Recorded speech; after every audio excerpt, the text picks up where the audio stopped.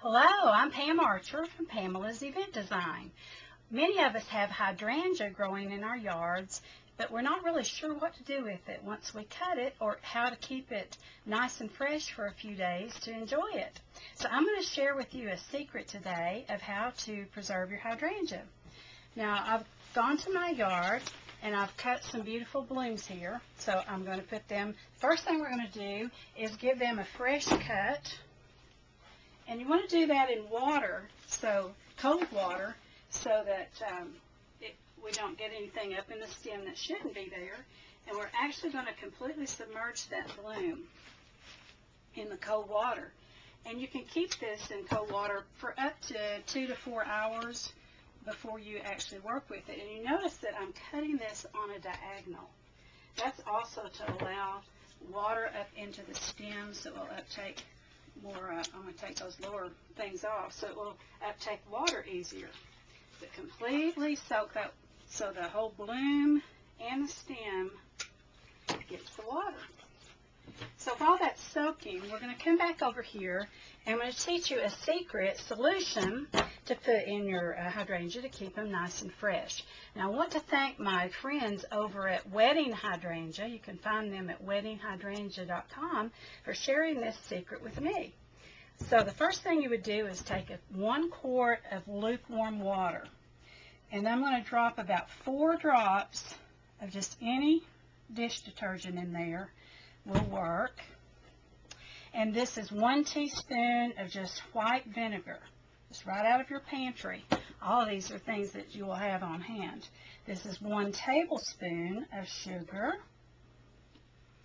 And here is 1 teaspoon of mouthwash. Yes, I said mouthwash. We're going to take all that, stir it up. This is the best solution I have ever used for preservative for hydrangea. Now we're going to pretend, set that aside for a moment, and we're going to pretend that we have soaked those hydrangea for about 4 hours. And I like a little bit of plant material in my vases, and this is a little bit more contemporary vase. So I'm going to take some hosta leaves just from out of my garden and just line the vase with it like this. And you can see maybe down inside of the container that what I'm going to do is hide the stems as I work with them just to the inside and smooth the leaf out around the vase here. This is just a square cube vase. You can get it at any hobby store. And they come in lots of different sizes, but you can use any container that you might have at home too. So now I've lined the vase with this, and that won't show the stems because what I'm about to do, those stems will also help prolong the life of the hydrangea. Now I'm going to put some of the solution down in here, and then I'm also going to add some water to that. Again, just some lukewarm water. Just put my water right down in there.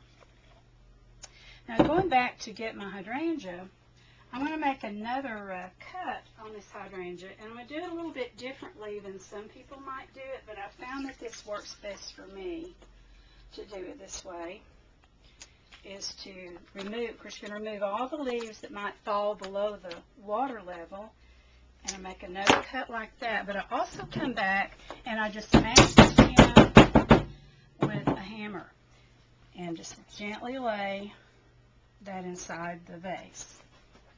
Let's see, let's get another one. Both of these hydrangea came off the same bush, but you can see they're different colors, so I guess the acid in the soil in that one place is a little bit higher than it is in the other. And once again, I'm just going to lay it on top of the vase. So the hydrangea has a beautiful, lovely foliage on it, so I like to show that. And I think 1 more bloom will probably be all that we need on this. I believe this one's a little better, but once again, removing the foliage, anything that might fall below the water level. Cutting them all about the same length, and hammering the hydrangea. That's a little bit too long, so I'm going to cut it a little bit more. And that's just how you do when you arrange flowers. Just keep keep working with it and adjusting it till you have it just like you want it.